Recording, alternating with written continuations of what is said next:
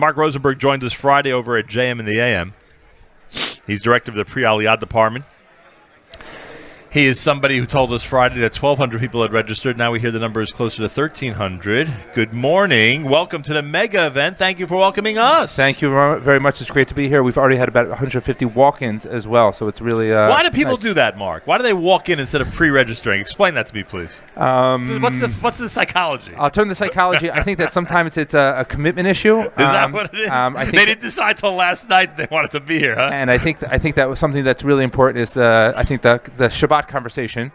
The Shabbat conversation was like, okay, are we going to go? Are we going to not? You know, it turns out that our Sunday plans, the birthday party, we could drop the kids off, and we're really going to come. And they fit it in somehow into their schedule. Or it was so persuasive on Friday, our conversation, that there you go. A little bit of this, a little bit of that, and all of a sudden you have over 1,300 people and 150 walk-ins. So you heard Holly.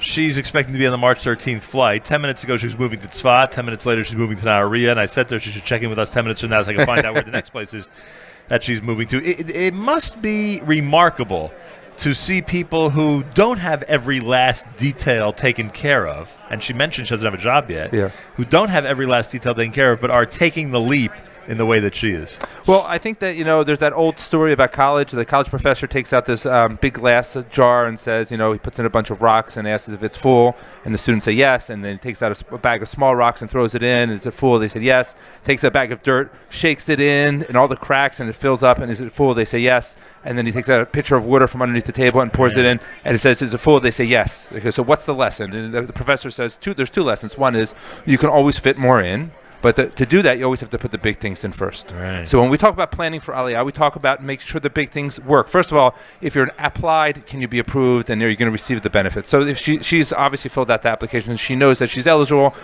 for the free flight and the free health care for the first year, and the financial assistance the government gives, and the financial assistance Nefesh B'Nefesh gives. So the basic package that she knows that she'll land, she'll have free health care, and she can go to an ulpan is the basics. Now, which ulpan to go to, where to live, are the bigger questions that come into it. And I think that's already what I think holds back a lot of people from even coming out to these events. It's definitely the phone calls and emails and Facebook messages that we receive. And I think that coming to an event or speaking to an Aliyah professional is able to address that. And I just want to talk about the big thing for most people. She doesn't have a job yet. Right. Our statistics show that it takes about 6 to 8 months for new immigrants to find a job, which is actually a little bit lower than immigrants around the world who move from different countries.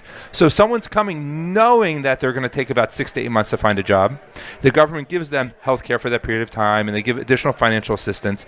The key is to know where they will find it. So if she says, I know my skill set is this, and there's jobs in Nahariya or in Tzfat or in Even Shmuel or Rehovot, wherever the community is, then she has that flexibility to, push herself in a direction. You do need, I'm going to be extremely clear here, you do need an address when you make Aliyah. Right. You need to have a location that you're going to land in. The government wants to know that. We need to know that because we want to make sure that you actually will be successful. But I think that at the stage that people are trying to get those big things in first, and then those details will come into focus to make that decision when you... So funny you mentioned Even Shmuel, by the way. I was surprised to hear a couple of people moving there. I was surprised to hear that any Anglos are living there at all. I'm giving a session today. I think it's around, here's on the clock, it's at 1 o'clock, finding your community in Israel. And the number one question that I know it's going to be asked is, what's the next, and they'll say, what's the next Modi'in? And you think this is it? And I'm not saying it, but I'm saying that one of the things that comes up is that there people are looking for where it's going to be great for Anglos, but Anglos haven't made the price go up yet. So Even Shmuel is one of the places that's being talked about. I think definitely Beersheba is a topic that comes up. There's incredible opportunities in the south. Rehovot is coming up in a lot of mentions. I just found out here that there's a Garin Torani that's working there to help religious couples and religious families move there. I think Carmiel is one of these options because there's actually, I think I mentioned this previous year, there's a young Israel there. There's already some of the infrastructure that we're used to. So people are looking for those places. And Carmiel way up north. North, yes. So I think that people are looking for these places that they're not ready to be that pioneer, the first person that's going to go there, but already families have started moving there. And I think I've mentioned this a few times. So I've been living in Israel 14 years now, and I moved with myself, my 2 bags. I got on the plane. It was easy. I was 25 at the time. And it was simpler. But my wife moved in '87 when she was younger, and there was 40 families that went to the Merkaz Klita from North America, and they moved out to these new communities. You may have heard of some of them, somewhere in Harnof, somewhere in Efrat, in Remote. And this is 1987, and they turned into these Anglo cities, these populations where there are great schools and great infrastructure. And I think Olim of today, or the Nefesh Olim today, are looking for those new places, and it's happening because when Renana turned into Renana and now Modi'in turned to Modi'in. Rabbi Fass is famous for saying is that about 5-6 years ago, Modi'in asked to come to the mega event because they wanted to put up a table here. Now we can't get them to come because people know about Modi'in, and we get one person who's going to come to help, organize their arrival. But they're not marketing housing to Modi'in because it's already the prices have already popped. That's there. So I think that places like Evan Shmuel and Rehovot and even Kiryat Gat, which is a place that Intel is investing in, and we know a few pioneers that are trying to get their first houses there and get into the Kvutzat Rechisha, a group purchase there. We're going to hear in 10 years from now, it's like, oh my goodness, the prices have gone up. It's going to be the Yad Binyamin, where people are like, wow, it's the perfect place. The location is wonderful, but now, as a North American, I can't get a housing there because they're all taken. Which communities, or give me a couple of examples, are doing the marketing here? Are there? We have first of all, we have a lot of representatives from the Negev and Galil here that talk about different opportunities in the north. We do have a representative from Jerusalem municipality. It is the #1 destination for North American Olim, no matter what, year in, year out. I think it's... Even among young people? Even amongst young people. First of all, the Jewish Agency has a great program, Ulpan Etzion, that brings them to study there. I think we can't get away from the Passover Seder. From the end of Yom Kippur service, where we say, Imeshachech Yerushalayim or Lashana Haba Yerushalayim, it is still this destination. But what happens is, and I don't want to ruin this, but there's a bounce rate that people get. Their dream is to live in Yerushalayim, and then once they arrive, they realize their dream is actually to live in Israel. And it opens up the opportunities when they say, wow, there are ways there's a world outside of there. And I think that's why we invest in bringing these communities here, is that it shows that, Yerushalayim is wonderful. I'm a paid resident citizen. I pay full taxes. It's wonderful. I love the city. Don't charge me extra for my Arnona.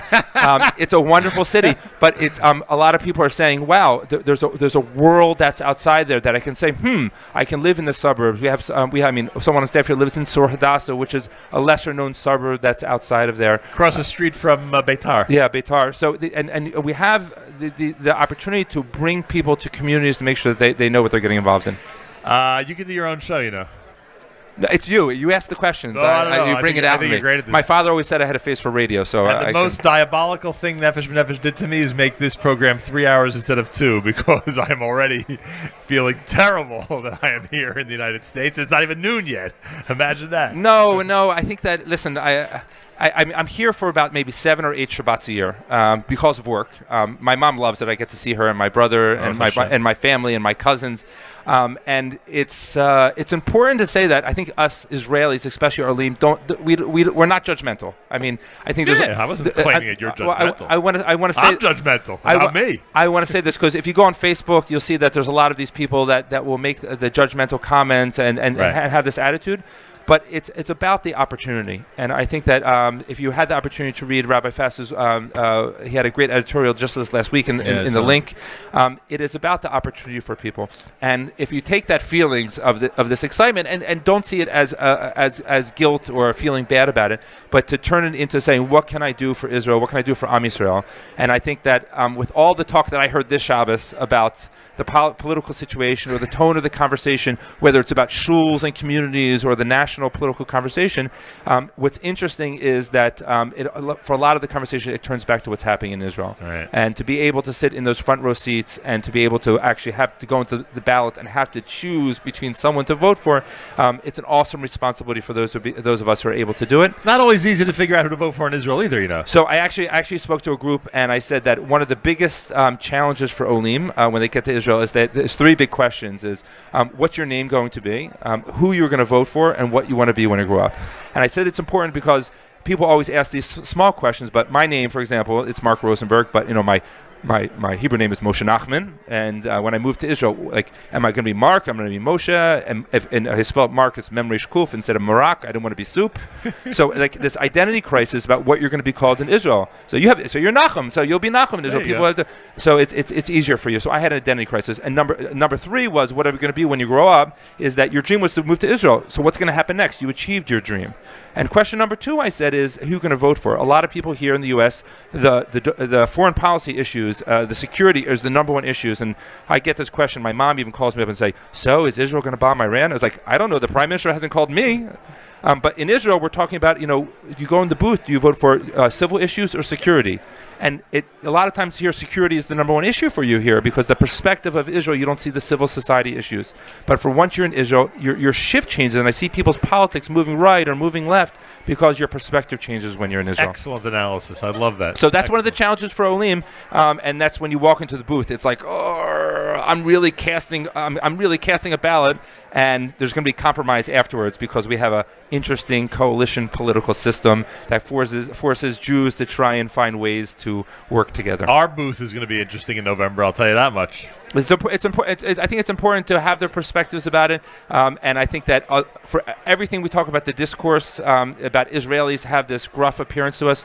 I think that the discourse is really important, and I think that one of the things that Nefesh B'Nefesh does a really great job, and it's not us, Nefesh B'Nefesh Olim, is that we offer a living bridge for people to really make that connection. I think it's easier than ever. It's easier than ever to make Aliyah because of what Nefesh B'Nefesh has done with the government, and it's easier to make Aliyah because of Mark Zuckerberg and Al Gore and the internet and connections, that people talk to real life people who are here and there, and they have that connection, and they can find out what's really happening in your living room. I know you have family in Israel, so you're able to say, hey, well, what's really going on there, and you get answers that are below that political level to understand the real impact that people are going through. Marc Rosenberg, Director of Pre-Aliyah Department, Nefesh B'Nefesh, always a pleasure to speak to you. It's a pleasure. I really hope that people who are listening, who aren't here, will really take advantage of either calling us at 1-866-4-ALIYAH.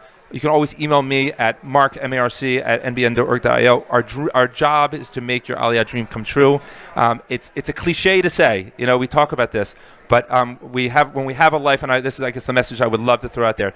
If you have a dream of living in Israel, let's not make it a regret. Let's make it possible. It might take us a year, it might take us a few years, but anything that we could do to make that possible would be our professional pleasure, and I personally enjoy it as well. Kol hakavod. Thank you, Marc Rosenberg. Have a wonderful day. Amazing.